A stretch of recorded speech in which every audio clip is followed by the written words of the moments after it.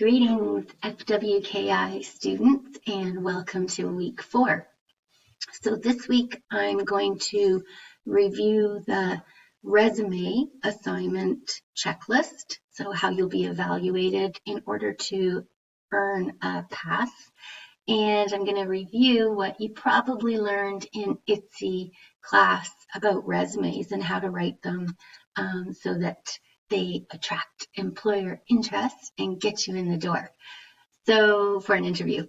So the reason we're doing that obviously is because you're applying for field placement jobs right now, and I expect you to include your resume as an attachment when you submit those emails of interest to employers or when you're reaching out to employers.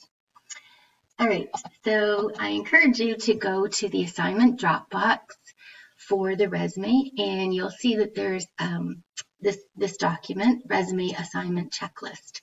So in order to earn a graded pass, I want you to have a resume with a header that should include your first name, your last name, your phone number, a location, professional email address, and your custom LinkedIn URL. And in the following slides, I'm going to show you how to do those things or give you some suggestions on how to do those things in case you've forgotten. I also mentioned further along, but I'm telling you in this video right away, you are more than welcome to put kind of fake information in here if you don't want to share your home phone number with me or your location with me. That's perfectly fine. Okay. I've also posted a worksheet. Notice that I didn't really call it a template this time. It's just a worksheet posted in DC Connect. It's under week 4 and it's also with the assignment. You can use it as a template if you haven't got a resume already or you would like a template. But more, I want to draw your attention to the instructions in each of the sections. Okay, so reminding you, LinkedIn URL, program of study, certificate, diploma, advanced diploma, write that information in, and then it gives you some instructions. Okay, so now as I'm going through the next sets of slides, you're going to see a lot of things that you probably saw in ITSE, like I said, just a reminder about the different types of resumes.